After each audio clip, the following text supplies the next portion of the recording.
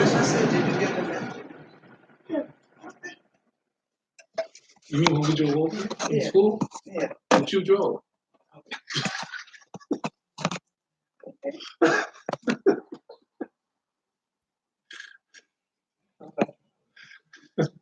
thought you drove.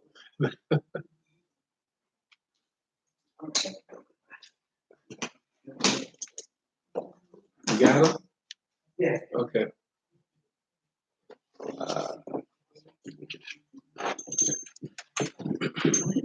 بسم الله والحمد لله والصلاة والسلام على رسول الله وعلى آله وأصحابه ومن تمسك بسنته بإحسان إلى يوم الدين أما بعد. After praising Allah subhanahu wa ta'ala and sending the salutations upon the Messenger alayhi salatu wasalam and upon his family and his companions and upon all those who follow upon his guidance into the establishment of the last day, to proceed, ikhwan, فنبدأ إن شاء الله تعالى في هذا اليوم المبارك عونا من الرحمن الرحيم. So now we're going to begin inshallah ta'ala in this blessed and noble night of ours, second day of ours, second the 8th, in the assistance of our Lord, the most merciful and the most compassionate. في هذا اللقاء وفي هذه المحاضرة تحت عنوان كنوز رمضان. So the theme of this lecture, يا إخوان, is the treasures of Ramadan. وستقام هذه الدورة بدءا من هذا اليوم بعد صلاة العصر إلى صلاة العشاء. And inshallah ta'ala, this lecture or these series of lectures are going to begin momentarily. And on today, we're going to go all the way up into Isha time. وإنشاء تعالى يوم السبت سيبدأ إن شاء الله تعالى مباشرة بعد صلاة الظهر إلى صلاة العشاء. And tomorrow we intend to continue with our second day of our program, starting from after the Dhuhr prayer, ending at the Isha prayer. ويوم أحد, and on Sunday كذلك نبدأ بعد الظهر إلى العصر, ثم بعد ذلك نأكل طعاما إن شاء الله تعالى. And on Sunday we intend to start after Dhuhr and going into Asr prayer, and then we'll have the dinner إن شاء الله تعالى. فشيخنا وإمامنا صفي الإسلام هو سيبدأ إن شاء الله تعالى محاضرته بإذن الله تعالى. So now our beloved Sheikh, our beloved Imam Safi al-Islam, he is going to, or Saif al-Islam, he's going to begin inshallah ta'ala his lecture, and may Allah ta'ala bless you all. Assalamu alaikum wa rahmatullahi wa barakatuh. إن الحمد لله نحمده ونستعينه ونستغفره نعوذ بالله من شرور أنفسنا ومن سيئات أعمالنا من يهد الله فلا مضل له ومن يضلل لا هادي له وأشهد أن لا إله إلا الله وحده لا شريك له وأشهد أن محمدا عبده ورسوله.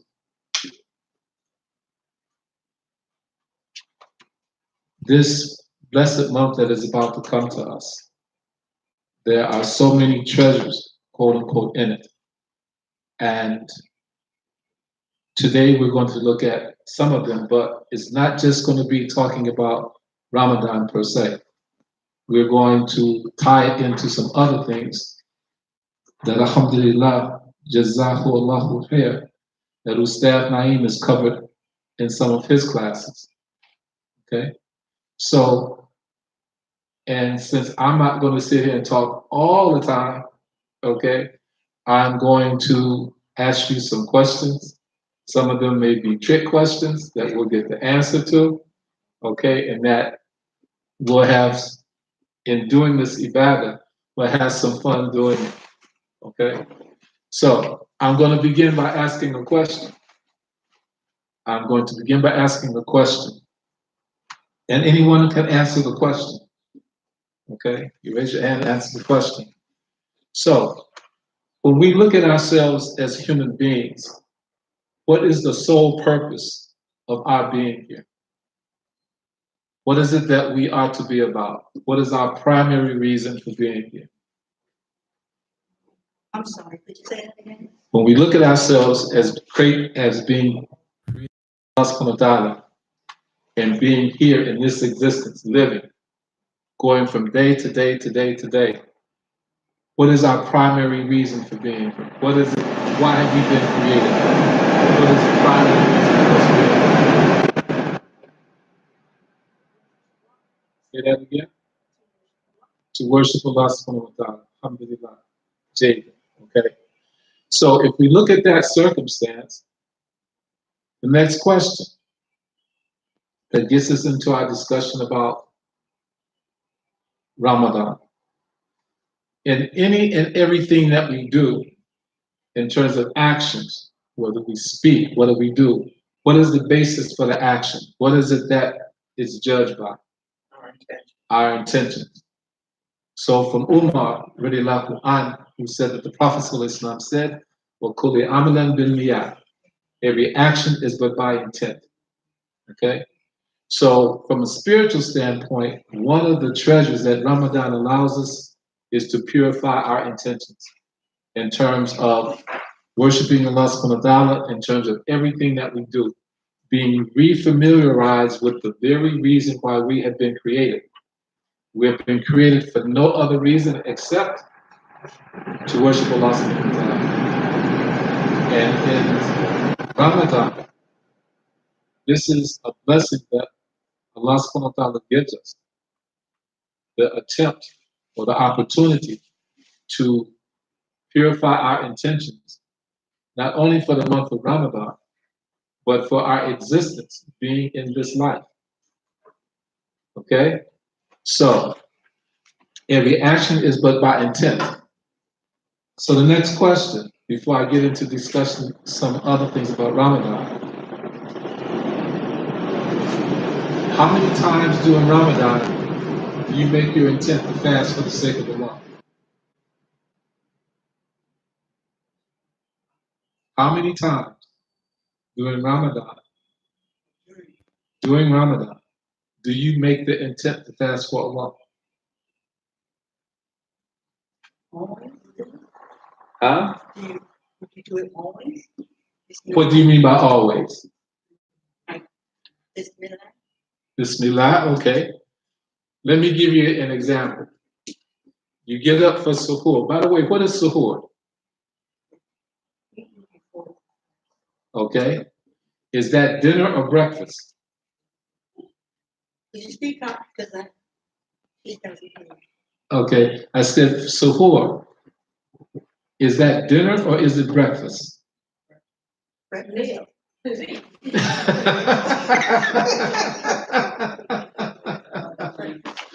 Okay. Well, let's look at this for a minute now. You asked the question, you said how you made what?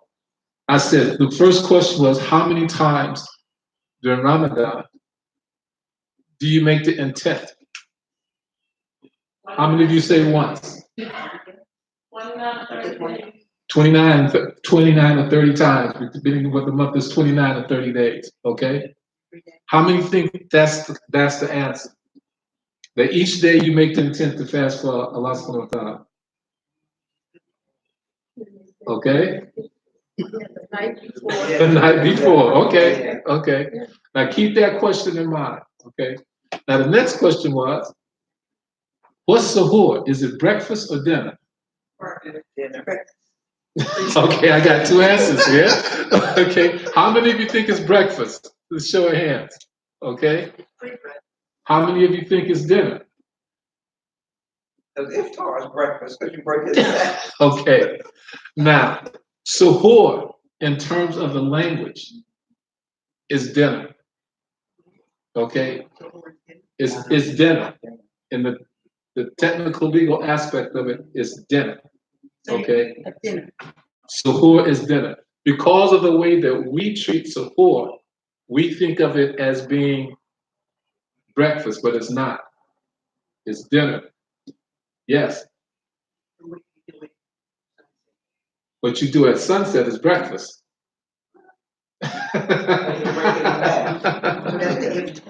Iftar. The verb here, as Sheikh Naeem, as Ustad Naeem knows, you talk about it. Iftar. Okay, iftar is what you eat every morning when you get up. Okay? However, When it comes to Ramadan, we have the general and we have the specific. When we come to Ramadan, the meal that you take to immediately break your fast is iftar, and that's breakfast, not dinner. Because of the language and because of what breaking the fast is. That verb, that word comes from, is in essence about breaking the fast, iftar. So iftar becomes your first meal. After fasting all day long, it becomes your first meal. It's the meal that takes you out of the fast. And then taking you out of the fast, it is breakfast. Okay? Got another question? You didn't answer that how many times? Oh, how many times? Okay. So someone said once for each day, whether it's 29 or 30 days. There was an answer that said always. Let me give you a hypothetical example. Maybe it's not hypothetical. You get up, you make suhoor, you pray Fajr, and you begin the day fasting. The intent to fast for the sake of Allah subhanahu wa ta'ala. You get to your place of work, and somebody causes you to get extremely angry to the extent that you say some really, you tell them off, quote unquote. All right? What's happened to your intent for fasting? It's broken. So at that juncture, what do? You make the intention to fast for the sake of Allah subhanahu wa ta'ala. Okay. Again. So it may be any number of times during a day of a month of Ramadan that you renew your intent to fast for the sake of Allah once that you've done it. Okay? Because the things that we're told to stay away from are the things that can break the intention for fasting. Okay? So what I hear you saying is that make the intentions daily. However, there may be circumstances where you have to renew Exactly. the intention. Exactly. Exactly. Okay? Everybody follows on that, yes.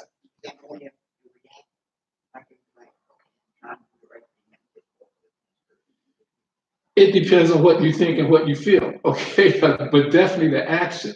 If it's like, I can give you a better example to show you what I'm talking about, okay? It wasn't Ramadan, it was right before Ramadan. And Allah, through His grace and mercy, allowed Talia and I to make Umrah. And I'm in Ihram, okay? With the intent to be there to make Umrah. We were just beginning to make the first tawaf around the Kaaba. Another person there in Ihram, he got about 2 feet from me, turned his head and coughed in my face. And my immediate reaction was, and Talia, alhamdulillah, grabbed me and said, Safe, remember you're in Ihram. Okay, at that juncture, I had to renew the intention of being there to make Umrah. Because I was about ready to punch this guy, and she grabbed my arm. This is the type of circumstance. So it may be any number of things that could take place. Okay? This is why one of the aspects about the fast is if a person, you get into that circumstance, and the person, inshallah, understands what you mean when you say to them, I'm fasting. Okay? It's a protection, like, oh, I'm not dealing with this. I'm fasting. Okay? So it keeps them at that standpoint. So it's not just whether somebody comes up to you and offers you food that you say, I'm fasting. If they're getting into your face in the way that you like, oh, wait a minute. I'm fasting. I'm not going to deal with this right now. It may mean you're walking away. Okay? But you let that person know this is something power playing that you're doing. Okay? So like today at work, I explained to my colleagues that I work with that next week, the fast begins, inshallah. And this is what it is. This is what we Muslims do. This is why. we do it, okay? To avoid any circumstances, okay? And it's going to be a challenge because I'm in Camden High School, okay? In one sense, all right? So, in that, but this is the one thing here, okay? But the other one to remember, the suhoor in the context of the fast,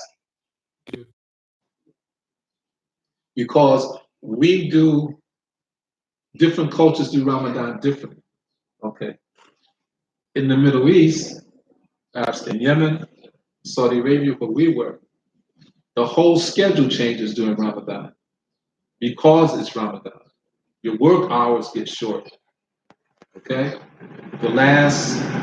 Sometimes the last 2.5 weeks of Ramadan is vacation, all the way up and through Eid al-Fitr, okay? And everything switches. Everything is closed during the day except food stores and some small neighborhood stores. And then when the fast is broken, everything is open. And it stays open until the Adhan for Fajr. Okay?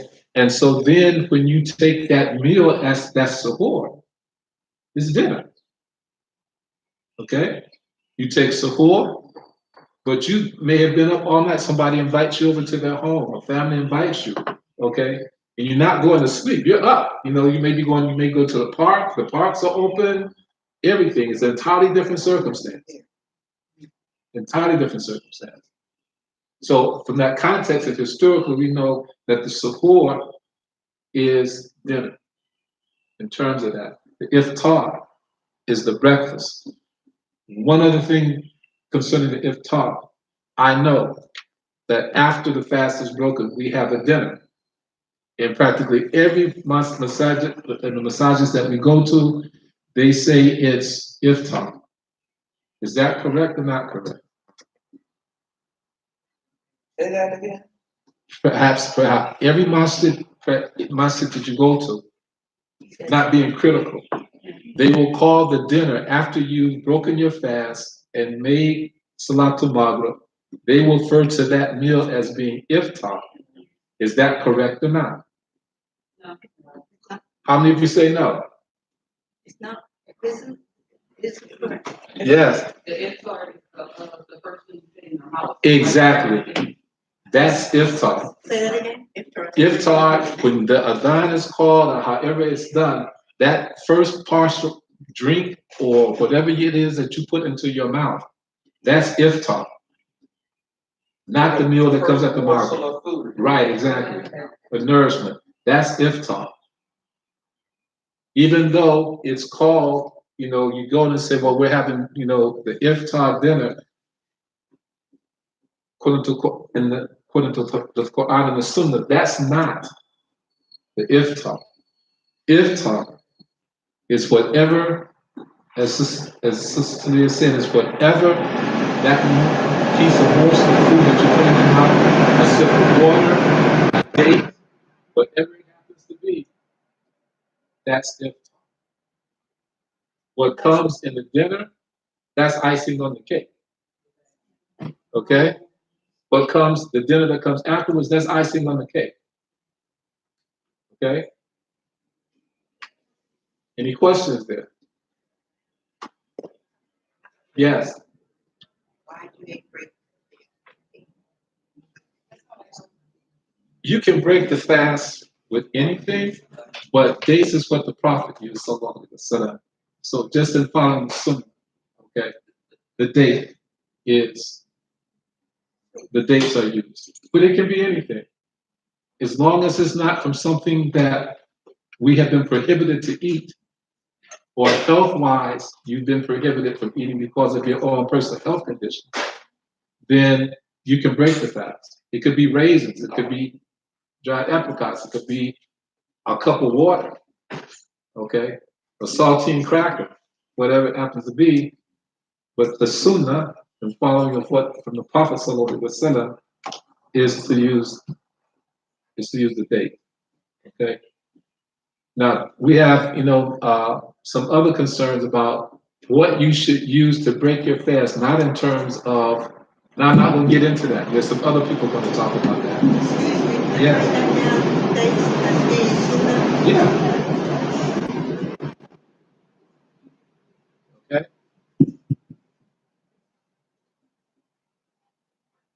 So the intention to fast is purely for the sake of Allah subhanahu wa ta'ala. Okay? Purely for His sake, not anybody else's. So, as Ustad Naeem has talked about, you have these two words in Arabic, but with the letter wow, meaning, with the fatha meaning and then the word thumma, then. Okay? What we have to be careful of is that we do not include anything or anybody within the intention of what we're doing for Allah. It's Allah alone. So you can't say that I'm fasting for Allah and for so and so and so and so and so. No, that province is Allah's alone. You're fasting for the sake of Allah. Then you may say, I'm fasting for the sake of Allah, and then I'm fasting to lose weight. Okay? Or that I'm fasting for such and such and such. But that intent in doing the fast or anything else from the very beginning is for the sake of Allah subhanahu wa ta'ala alone. You don't say I'm fasting for the sake of Allah and the Prophet sallallahu alaihi wasallam. No. Fasting for the sake of Allah subhanahu wa ta'ala. Period. So when we're told that in this existence we have been created for one reason, that's the other aspect of it. So the fast, Ramadan, is purely for the sake of Allah subhanahu wa ta'ala. Now, just out of curiosity, before I go into some other aspects about Ramadan, are there any other fasts that we Muslims can involve ourselves in that still would be for the sake of Allah subhanahu wa ta'ala? What about that when you fast a couple days a week? Which days? Excuse me? Which days? Tuesdays and Thursdays. Mondays and Thursdays. Sorry. Okay. All right. All right. Mondays and Thursdays. I have, One Monday. Again, because this is what the Prophet did, sallallahu alaihi wasallam. Okay? So I have a trick question here.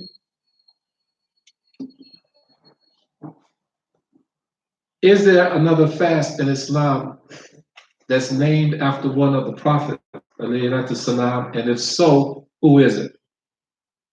Pastor David. Yes. Who is it? Huh? What did he say? I said Pastor David. Prophet David. Dawood. Yes, exactly. Okay. There are more than just the fast of Ramadan. The Prophet fasted on Mondays and Thursdays. Okay. Then you have the fast of Dawood, as it's called.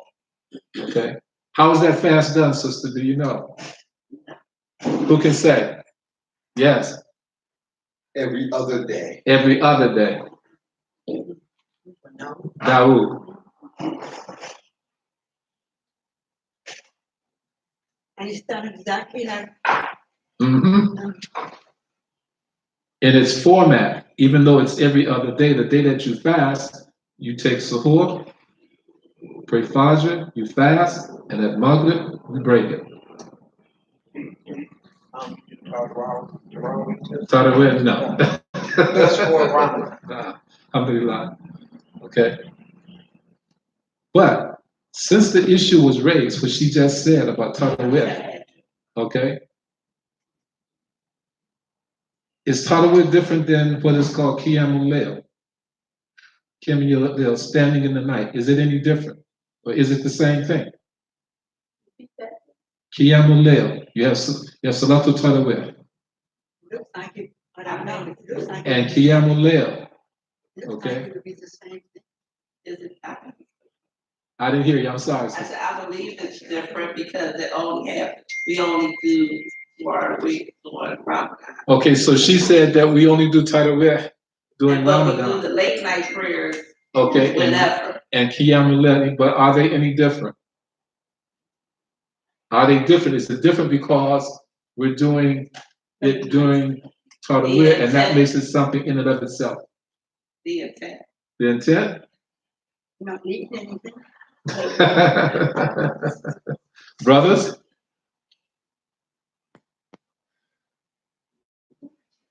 I would say during the month of Ramadan, sometimes certain people do it different, but the concept is the same. You know, the night prayer. The night prayer.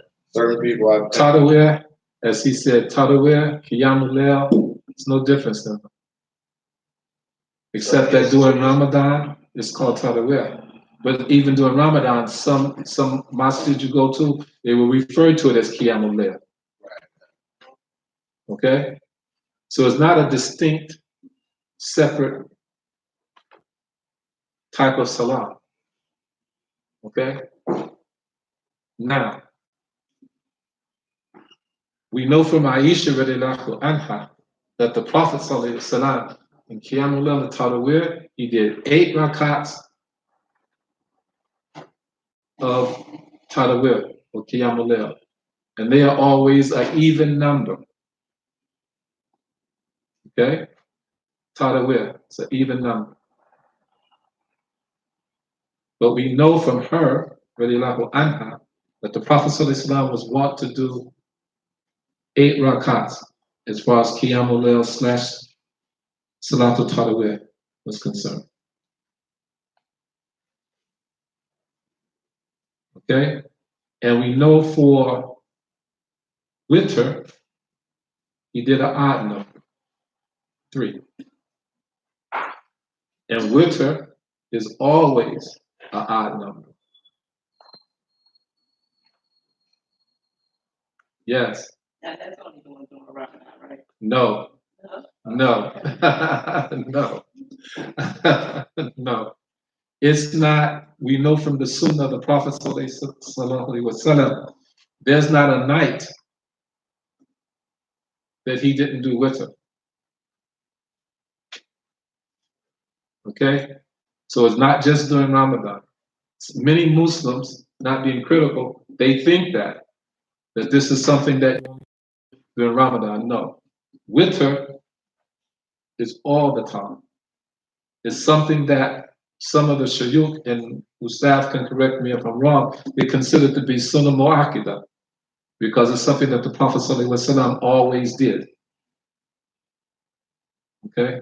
That he always did. All right? But it's always an odd number.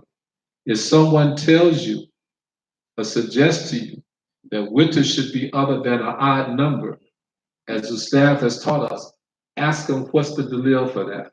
What's the evidence? Yes. So when they do 2, Mm-hmm. slam out, and then do 1, Mm-hmm. is that correct or not correct? It is correct.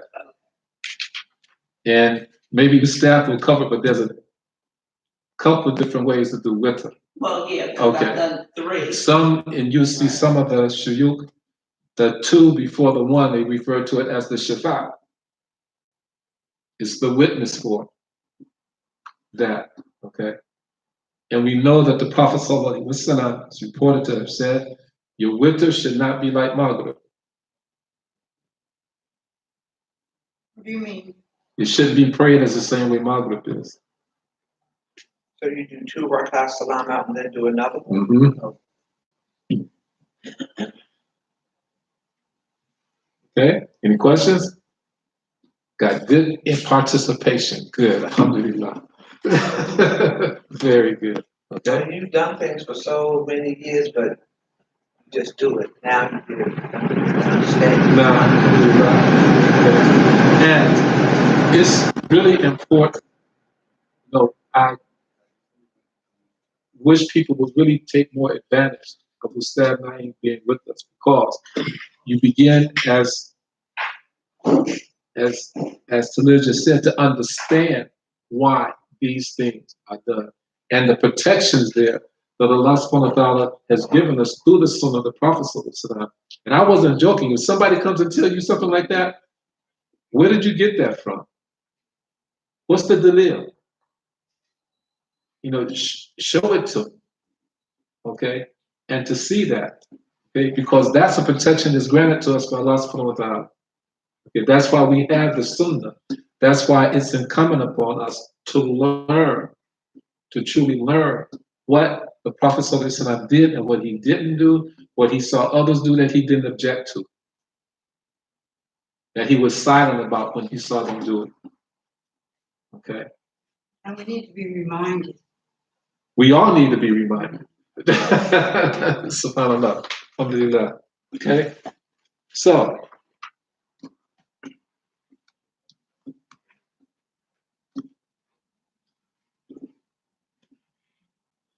someone tell me, in terms of the month of Ramadan,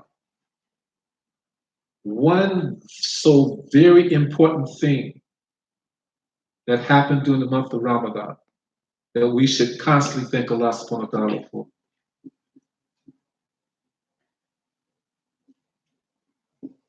Repeat that again. Tell me, there's a lot of things that took place during Ramadan, historically. But what is the one thing that happened during Ramadan that we should constantly thank Allah subhanahu wa ta'ala for? No. Just a minute. I didn't hear you. The Quran. She said it. Okay. Okay, the Quran. Okay. All right. So, Ramadan. This is why we have in the Quran, "A'udhu billahi minash shaitanir rajim. Inna anzalnahu fi laylatul qadr." Okay? All right? Why? Because it's in this blessed month that the Quran came to our blessed Prophet sallallahu alaihi wasallam. And Okay? that's a miracle, right? Yes, it is. Yes, ma'am. Absolutely. Now, but again, we want to tie these things in with each other. Is this something, was the Quran revealed all at one time? So that's another one. A person comes and says to you that the Quran was revealed all at once. It wasn't.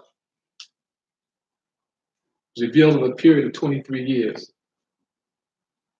And it wasn't something came to the Prophet ﷺ every day.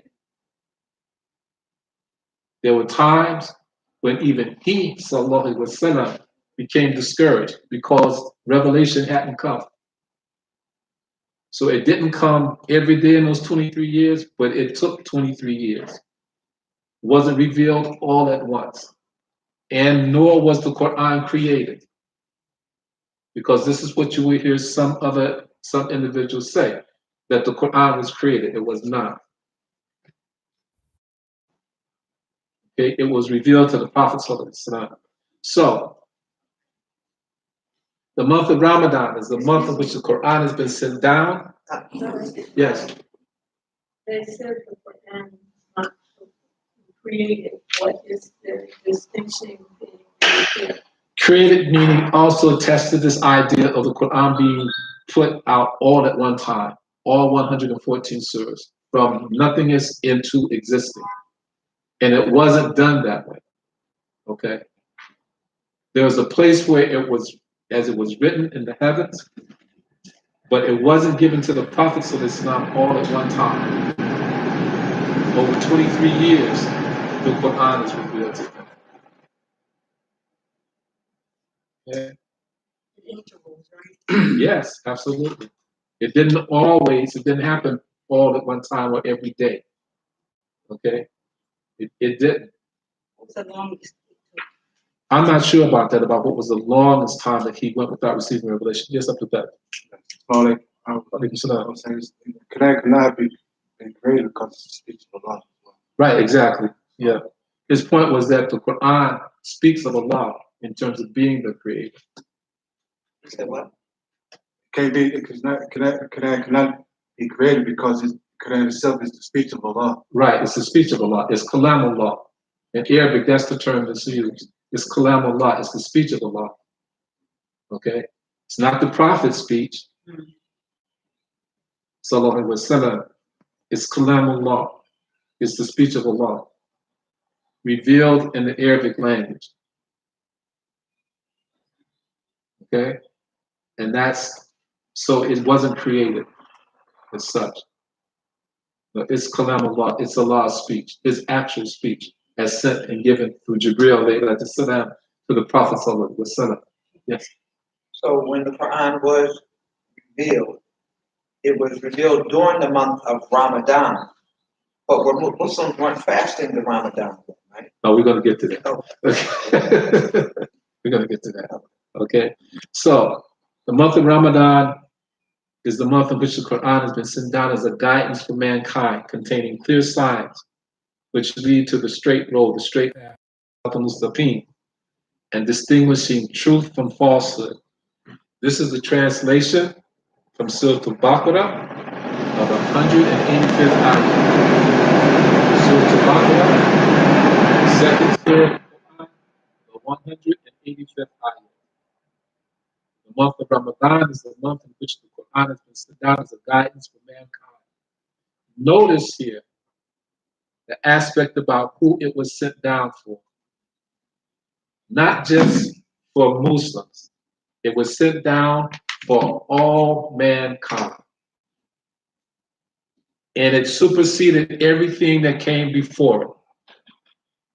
As we know, when the Prophet ﷺ spoke about Musa ﷺ, and he said that if Musa was here and he had the Torah, he would have no choice but to follow the Quran.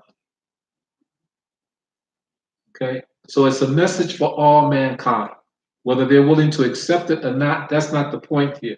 The point is that Allah subhanahu wa ta'ala revealed it as a guidance for all mankind. And He chose the individual whose example would be in putting that into practice that we should follow Sallallahu Alaihi Wasallam. Then, from the Quran, Surah Al-Baqarah, the 183rd ayah, Gospel translation. O you who believe, fasting is prescribed to you as it was prescribed to those before you, that you may learn piety and righteousness. So, we look at this ayah to learn piety and righteousness. But the question becomes, the point is, if the intent is not pure, that we're fasting totally for Allah's sake alone, then how do we put ourselves in a position to obtain piety and righteousness? Piety. Yeah. What is Taqwa. taqwa is Fear of Allah. Fearing Him as He should be feared. Loving Him above all and anything else that we could ever know or think about. And being very clear about that. how can you question? Okay? How can you fear something that loves you that much? Her question was, how can you fear someone or something that loves you that much as Allah subhanahu wa ta'ala loves us? Because this is what Allah has commanded. Okay? In that aspect of taqwa, of fearing Him as He should be feared, why do we fear Him? This would I don't want to get away from it, but it takes us into looking at His attributes. You know, you're talking about one. If you just look at nature as we've been commanded to do and look at what's there, okay? Primary example. 2 days ago, they had an F5 tornado in Romania. In Romania.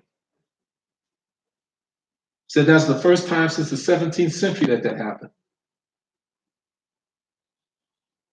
So we're looking at one in terms of fear that holds our lives, our destinies, as the Prophet ﷺ taught, in his hands. But at the same time, he gives us everything that we need. He protects us from those things that could harm us. So therefore, he deserves our love as well as our fear in terms of that.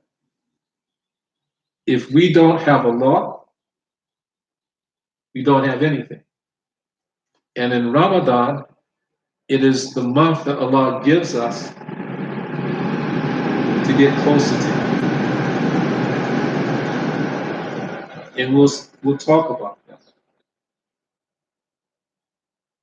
And one thing, a solemn note, because like I said, I didn't want this to be like just, you know, we do need to think about this opportunity that we're given. Because, and how is one of the ways that we can think about it. Look from amongst us who's not here for this Ramadan. Because Allah, for whatever reasons that He chose and He decreed in His qadr, they're gone. So here we are, the opportunity in another Ramadan, as would be said, to get ourselves straight with our Lord as best we can. But the intention has to be to do that. It has to be. Anything short of that, as Allah knows best, we may not get to achieve it. And there's no guarantee that next Ramadan we'll be here to have the opportunity. But we're here now. And hopefully, inshallah ta'ala, we will all take advantage of it in seeing what it is that Allah subhanahu wa ta'ala has given to us to make that opportunity, to have the opportunity, to draw closer to Him through understanding and loving His Prophet more, sallallahu alaihi wasallam, and following His Sunnah. So, fasting was prescribed for you, it was prescribed for those before you that you may attain taqwa. 183rd ayah of Surah Al-Baqarah. In the 49th surah, 13th ayah, in possible translation, and I'll get the name of the surah for you before we're over with. The most honored by Allah amongst you are those best in taqwa. The best amongst us are those who fear Allah the most. The question here is, who is the one who knows who amongst us fears Him the most? That's the question. Who is the one who truly knows? Allah. And this is the reason that I'm saying this. Stop. The hadith, I know it's muntafaq alayh. It's in Surah Al-Baqarah and it's in Imam Bukhari, Imam Muslim. But it's the one where the Prophet ﷺ related about the individuals that will be brought before Allah and will be asked questions. One will be asked, you died fighting in, the midst of the battle. And the person would say, I died for your sake. Abu Hurairah? Okay. So I was going to say that, but I wasn't sure. Okay. From Abu Hurairah, radiallahu anhu, this hadith is muntafaq alayh. It's in Sahih Bukhari and Sahih Muslim. And this is why it says the most honored by Allah amongst you are those best in taqwa, because actions can be deceiving amongst humans. In this hadith, there's certain individuals brought before Allah subhanahu wa ta'ala. One has died fighting in jihad. And when he's asked by Allah why that happened, what he was doing, he said that he was fighting for His sake. And it will be said to him, no, you're lying. You didn't. You fought for the people to be able to say that you were brave and you were a hero. They said that about you. And then they say he will be dragged on his face to the hellfire. A person who studied to learn the deen. And the question again, why? For Allah's sake, said no. You wanted the people to say, to extol you for your knowledge, so forth and so on. They did. And that's your reward. A person giving away large amounts of money in sadaqah and such, but ask for your sake. No, it wasn't. Okay? So, This is why the purity of intention has to be there. None of us wants to stand before Allah subhanahu wa ta'ala on Yawm al-Qiyamah, and hopefully none of us will, asking about what we've done and have to hear or be told, no, you didn't do it for my sake. You did it for such and such and such and such and such. This is the month, a treasure, an opportunity that Allah subhanahu wa ta'ala gives us to purify our intentions, not just for Ramadan, but for our lives, our existence from day to day. Okay? Might be scared to say. But that's a sign of taqwa as well. But we'll get to the aspect about dua during the month of Ramadan. Okay? Very important. In the 184th ayat of Surah Al-Baqarah, translation, and it is better for you that you fast if you only knew. It is better for you that you fast if you only knew. And then, of course, indeed, we have revealed it, the Quran, in the night of power, and what will explain to you what the night of power is. The night of power is better than 1,000 months. Therein descends the angels and the spirit, Jibril, by Allah's permission, on every errand. They say peace continually till the rise of the morning. Okay?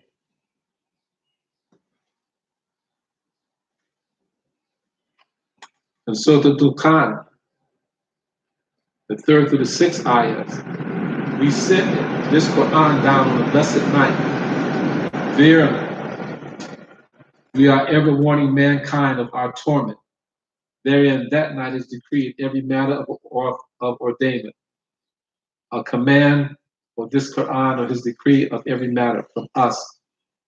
Verily, we are ever sending the messenger as a mercy from your Lord. Verily, he is the all-hearer, the all-knower. Again, that's Surah Al-Dukhan, the 3rd through the 6th ayah. So in so many places, Allah subhanahu wa ta'ala has told us about this aspect of fasting and the purification that can come from it. Okay? And this is what we have to focus on. Okay? This is what we have to focus on. Because if the intent is for anything less than doing it for the sake of Allah subhanahu wa ta'ala, so notice I didn't say you couldn't have other reasons for the fast, but the primary circumstance and the intent is purely for Allah's sake. And he's told us this fast is for him. This fast is for him. And hopefully, I'm not putting this on his back, Ustad Naeem will cover this aspect about the devils being locked up and what that means as sense. Okay? But this is an opportunity. This is a time of the year. If we never take the opportunity to make ourselves, to put ourselves in the position to receive Allah's mercy, this is the month to do so. When I was in school in the kingdom, one of our teachers mentioned, and this was just his own personal thought, but I'll share it with you. He said that every day that you exist, your intent should be to live your life to draw closer to Allah. He said that's it. To draw closer to Allah subhanahu wa ta'ala, to draw closer to the one in whose hand our lives are held. He said that should be it. And he said consciously that should be it. He said for those of us who are married, this should be the dua that you're making for your spouse. That this should be the dua, the prayer that you extend for your spouse, for your children, for each other to draw closer and nearer to the one who that on Yom Kiyama there will be no shade except the shade that he provides. And that's a frightening thought. It's a frightening thought. The only shade that will be there is the shade of Allah's mercy that he provides. This is the month as a treasure, as a gift of Allah to us. Because, why do I say gift? Because a treasure. Unfortunately, there will be those, not necessarily us, but those who will regret Ramadan ever coming. They're already worried about the fact that they're not going to be able to eat. Okay? Not going to be able to drink. As soon as it starts, they want it to be over. And this is not where we should be. Another one of my teachers said, as much as he appreciated Eid al-Fitr and celebrating the end of Ramadan, there was a part of him that wished that it never stopped. That was his own personal feeling because of that. Okay? So this is not a hardship that's been. And the reason I say that is because Allah in his mercy gives the exceptions for those of us who may be in a circumstance of hardship, not to have to fast if we don't. But that doesn't change what the intent should be. So even if a person is in a situation where they can't fast, health or otherwise, the intent for the month should still be to fast for the sake of Allah subhanahu wa ta'ala. Aren't there other ways they can do that? Huh? Aren't there other ways? There's other ways to satisfy the condition of fasting, but here we're talking about the intent. Okay? The intent.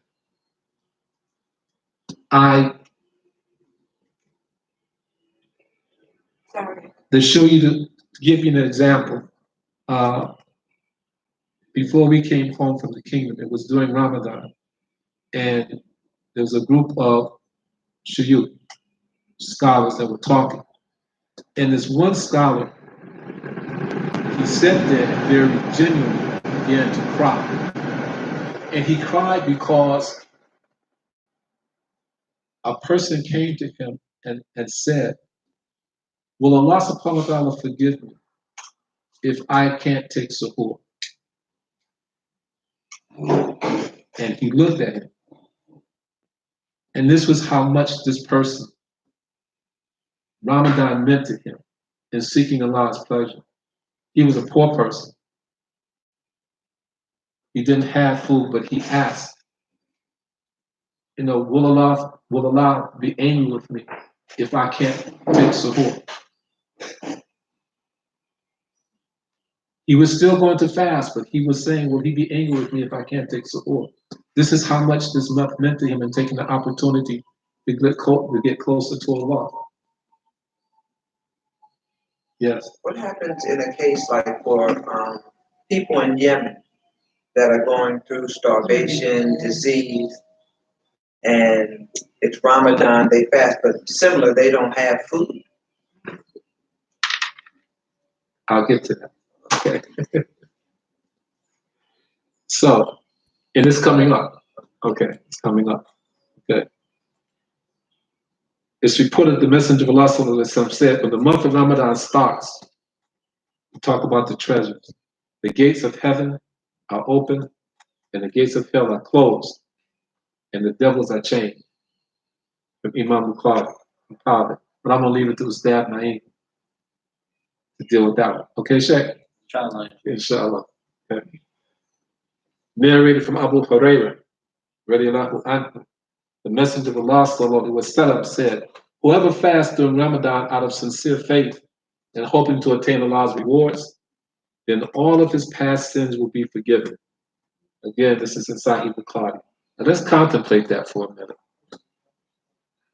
Okay? Let's contemplate that for a minute. Abu Hurairah radiallahu anhu, the Messenger of Allah sallallahu alaihi wasallam said, whoever fasts during Ramadan out of sincere faith and involved in that is intent and hoping to attain Allah's rewards, then all of his or her past sins will be forgiven. Imam Bukhari. So when we talk about the treasures of the month of Ramadan, the entire month is a treasure. And you have people who don't want to fast, will find every excuse that they can not to. It has to be because they truly don't understand the opportunity that has been put before them and being able to do so.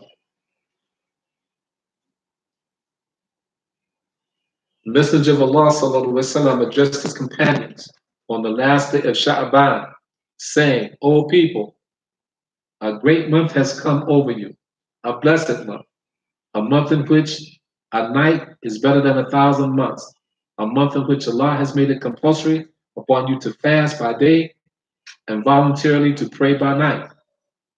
Whoever draws nearer to Allah by performing any of the optional good deeds in this month shall receive the same reward as performing an obligatory deed at any other time. And whoever discharges an obligatory deed in this month shall receive the reward of performing 70 obligations at any other time. It is the month of patience, and the reward of patience is Jannah. It is the month of charity, and a month in which a believer's sustenance is increased. Whoever gives food to a fasting person to break his fast shall have his sins forgiven, and he will be saved from the fire of hell. And he shall have the same reward as the fasting person without his reward being diminished at all. Narrated by Ibn Khuzaymah. Look at that hadith from the Prophet ﷺ.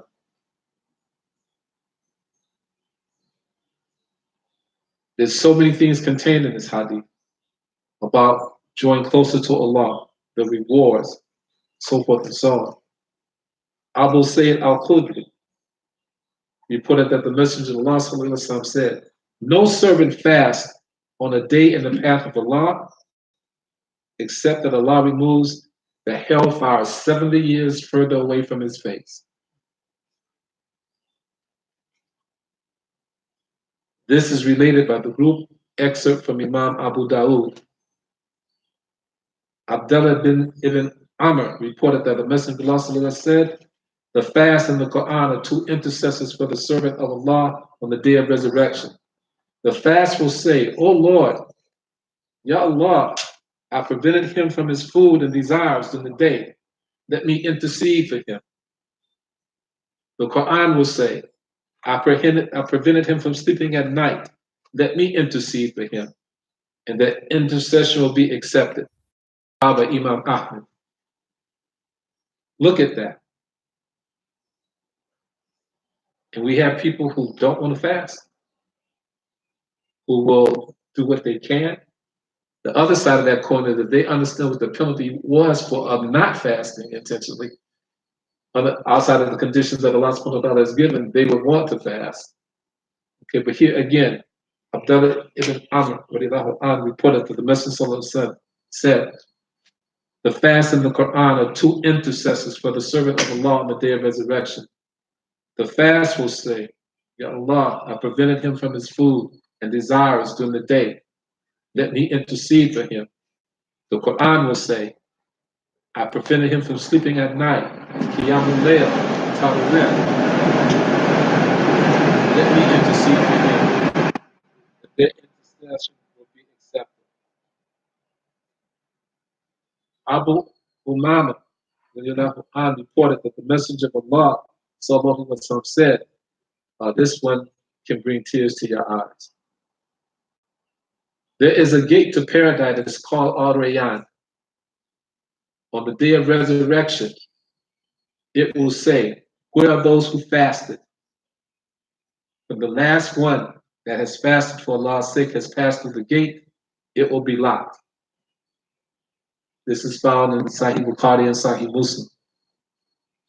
The gate Al-Rayyan in English is spelled A-R hyphen capital R-A-Y-Y-A-N. Okay? Again, Abu Umama radiallahu an reported, I came to the Messenger of Allah sallallahu alaihi wasallam and said, order me to do a deed that will allow me to enter paradise. The Prophet sallallahu alaihi wasallam said, stick to fasting, and there's no equivalent to it. Then I came to him again and said the same question, and he said, stick to fasting. This was compiled by Imam Ahmad, Imam Nasa'i, and Imam Hakim. And then my mistake, it wasn't Abu Humama, but the one about the gate Aryan. It was Sahal ibn Sa'd. His name is capital S as in Sam, A-H-L ibn Sa'd, capital S-A apostrophe B. Sahal ibn Sa'd reported that the Messenger of Allah sallallahu alaihi wasallam said, there's a gate to paradise, it's called Aryan.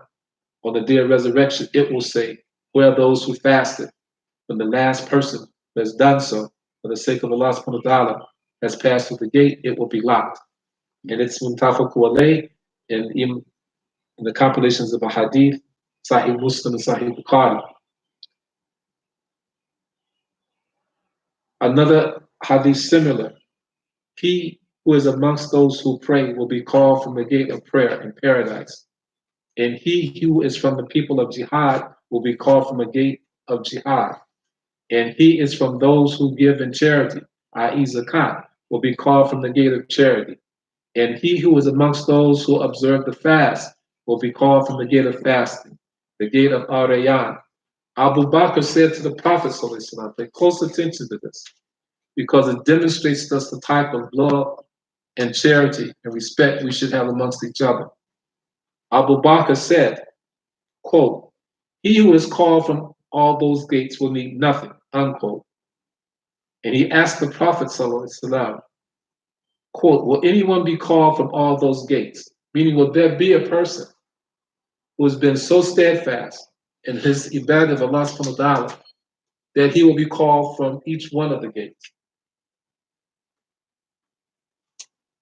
The Prophet ﷺ said to Abu Bakr, yes. And he said to Abu Bakr, I hope you will be amongst those, O Abu Bakr. Look at that. So here again, this month is a treasure. It's a time for us to draw closer to Allah subhanahu wa ta'ala. Here's Abu Bakr, one of the 10 who, before he left this world, he was promised paradise. But here he's saying, will there be anybody who gets called by all of the gates?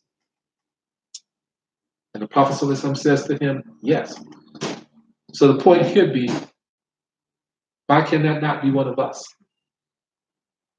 Why can that not be that we learn for this month in fasting purely for the sake of Allah subhanahu wa ta'ala, that we have this type of dua to those who we live with, that we pray with, okay? Across the board. Because here, Prophet is saying, one of the things we take from this hadith, yes, there will be individuals who call from all 5 gates. And here, again, to show the love and respect that Abu Bakr had, that the Prophet ﷺ had for Abu Bakr anhu. When Abu Bakr asked that question, the Prophet ﷺ said yes, then the Prophet said to him, and I hope you, Abu Bakr, will be amongst those whose name is called through all 5 gates. SubhanAllah. And that's in Sahih Bukhari. Abu Hurairah, radiallahu anhu, reported that the Messenger sallallahu alaihi wasallam said, the time between the 5 prayers, 2 consecutive Friday prayers and 2 consecutive Ramadans, are expiation for all that has happened during that period, provided that one has avoided grave, major sins. This is compiled by Imam Muslim. Again, Abu Hurairah reported that the Messenger of Allah said, the time between the 5 prayers, 2 consecutive Friday prayers, and 2 consecutive Ramadans, provided that they're done for Allah's sake. In all instances, are expiations for all that has happened during that period, provided that one has avoided grave major sins. Okay? And another hadith is reported, and it was compiled by Imam Tabarani. The Messenger of Allah said, Ramadan has come to you. It is a month of blessing in which Allah covers you with blessing, where He sends down His mercy, decreases sins, and answers prayers. In it, Allah looks at your competition in good deeds and boasts about you to His angels, to show Allah goodness from yourselves. For the unfortunate one is he who is deprived in this month of the mercy of Allah, the Mighty, the Exalted. Imagine that, to be in a position where Allah subhanahu wa ta'ala boasts about us to His angels. SubhanAllah. And people will look at this month as being a burden, a hardship. And I'm talking about those who have the ability to fast. There's nothing physically, mentally wrong with them to do so.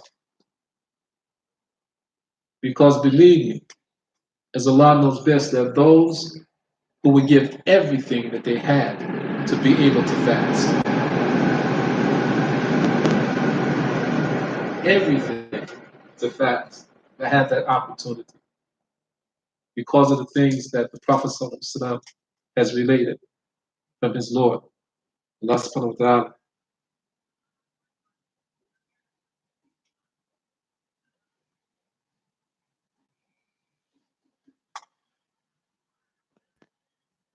Hadith and Imam Bukhari, compiled by Imam Bukhari. Every action of the son of Adam is given manifold reward. Each good deed receiving 10 times. Each good deed receiving 10 times its like, up to 700 times. Although the Most High said, except for fasting, for it is for me, and I will give recompense for it. He leaves off his desires and his food for me. The fasting person, there are two times of joy. A time when he breaks his fast, and a time of joy when he meets his Lord. And the smell coming from the mouth of the fasting person is better with Allah than the smell of musk. Now,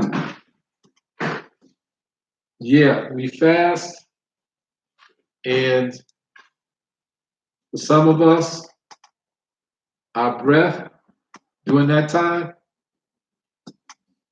could knock out a bull elephant. Okay? No doubt. But here, the recompense that Allah gives to us is that odor coming that emanates from our mouths from fasting is better to Him than the best musk. And people will say, this month is a burden. How? It's an opportunity that our Lord gives to us. And I'll admit, my first Ramadan, I was scared as I don't know what. Okay? Allah subhanahu wa ta'ala blessed me to become Muslim in 1975, February. My first Ramadan that year was in August. Sunrise, Fajr was about 4:45. And Margaret was at, and I'm working at Standard Oil of Indiana in August. Steam lines, everything, constantly. I said to myself, as the month approached, wow, what am I going to do when this month gets here? But Allah is Rabbil Alameen, and He's most merciful. Got me through it, alhamdulillah. But I was deathly afraid. Fasting, going without eating all day long, working, can't drink anything. Wow. Almost got to the point I was questioning, did I make the right decision? you know, and becoming Muslim, you know, and that's what the whisperer, the waswas was saying. Na'udhu billah. But alhamdulillah, you know, with the brothers who were there and that, it wasn't nearly as bad as I thought it was going to be. Okay? When you're with other people that are fasting, it's much easier than doing it on your own. Nah, alhamdulillah, yes. Yes. From Imam Ahmed in his Sahih, quote, fasting is a shield with which a servant protects himself from the fire. On the day of judgment, fasting will say, "O my Lord, I prevented him from food and desires to accept, so I accept my intercession for him." This was compiled by Imam Ahmed, Imam Hakim, and Abu Naim and Hassan. They're in the month of Ramadan, every day and night, those to whom Allah grants freedom from the fire, and there is for every Muslim a supplication which he can make it and will be granted. Al-Bazar and Ahmed in his Sahih. The Messenger of Allah said, "He who gives food for a fasting person to break his fast, he will receive the same reward as him, except that nothing will be reduced from the fasting person's reward." Imam Ahmed at Tirmidhi, Ibn Majah, and Ibn Hibban. The question was put, what about the people in Yemen? Or anywhere for that matter. Where anywhere undergoing that type of circumstance. Tomorrow, when I do the session, or either later in the day, I will take the ayats from Surah Al-Baqarah and look at what Ibn Kathir says, because he addresses that issue. It's addressed there. Okay, but as Allah knows best, what I learned when I was in school, that in a circumstance like that, okay, the people may not be able to fast. They may not be, for lack of food, the war, whatever it may be. Okay? Again, and Ustad Sheikh can comment on this as well. This is where the intent becomes really important. Becomes extremely important. Okay? Some people will be in that circumstance and will attempt to fast. Okay? But it may be a circumstance where it's just physically impossible for them. Even though they are physically able, the circumstances there may be that they're not able to do so. What about a case like for the Chinese Muslims that are being persecuted? Persecuted. For practicing Islam. Same thing. As Allah knows best. Okay. I mean, we have to remember, as far as Islam is concerned, period, Allah does not want difficulty for us. He wants ease. Okay. It's one thing to be in that circumstance, which you just talked about. Okay. I read about some of the things that are happening in the area of China to the Muslims over there. You look at Burma with the Rohingyas and elsewhere. Okay. That's one thing. It's another thing entirely when a person has the ability, the physical circumstances, and decides not going to fast. And I'm not going to go into the punishments now for that, or what has to be done to rectify that circumstance. Okay. When we get into the tafsir Ibn Kathir concerning those ayats, we'll get into that more. Okay, in terms of that. Granted, there will be those who will attempt to fast.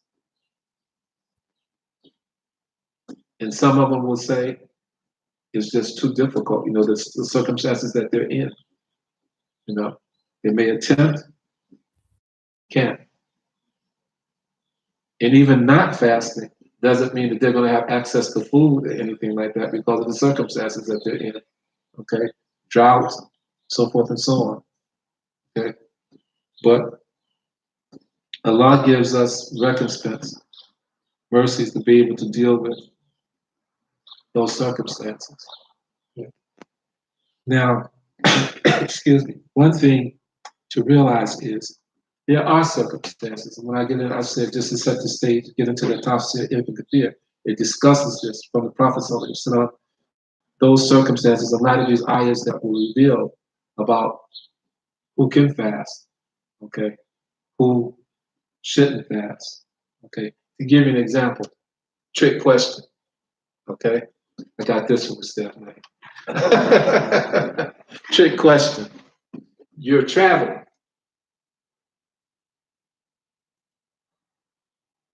The person who fasts while they're traveling, do they receive any more reward, or have done a better deed than the person who doesn't fast?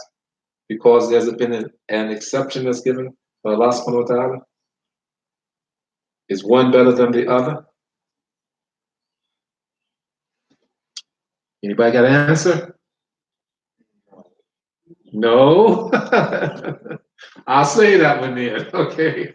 And we'll talk about it. Because Okay? the exemption is made for the traveling person, right? Yeah, but suppose a person says, no, I'm gonna fast. Then they get the blessings for fast. That wasn't a question.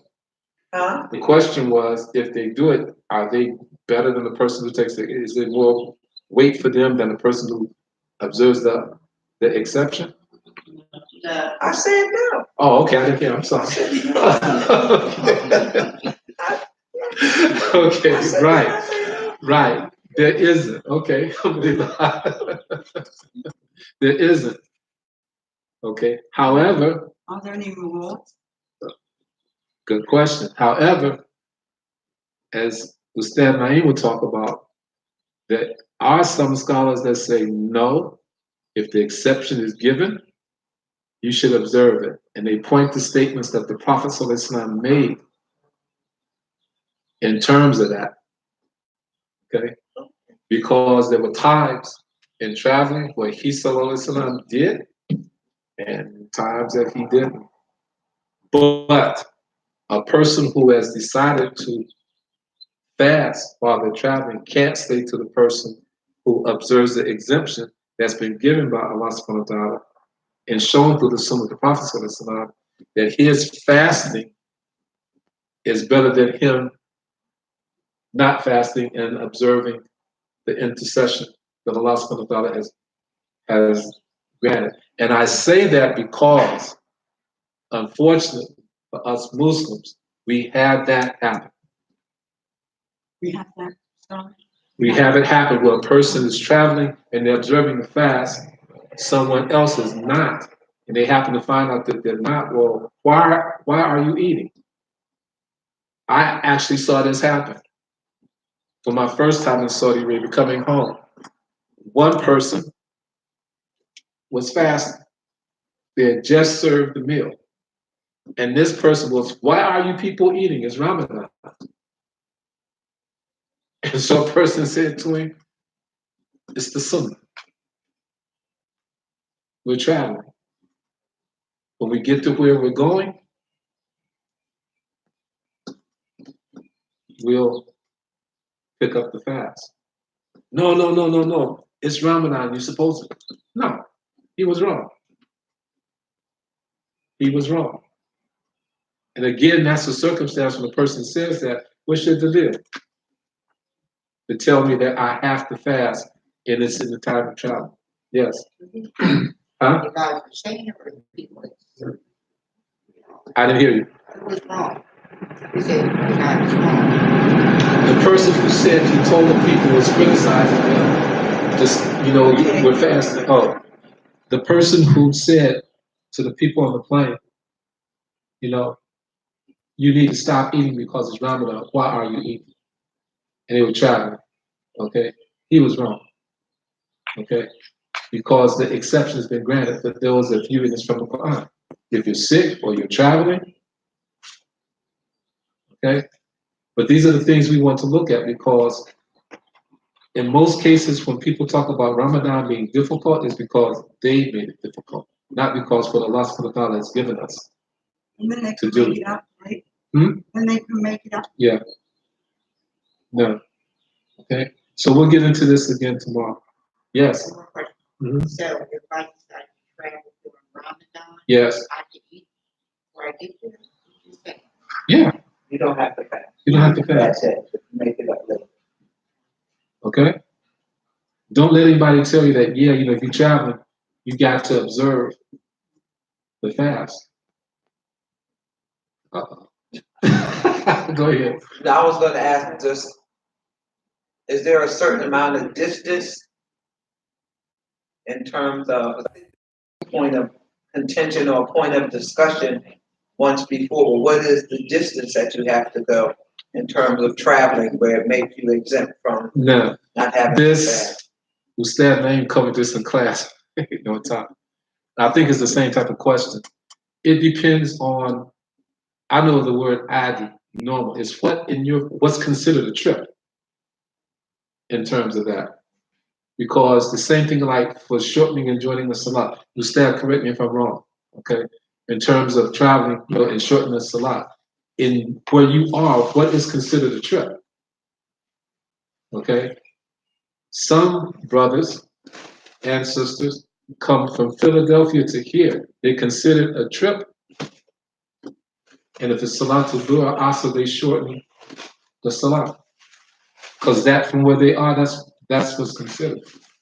I've never seen the circumstances said, and this is why I said for them to join in, where it said there's a certain distance you have to travel before. It's considered traveling. Yeah.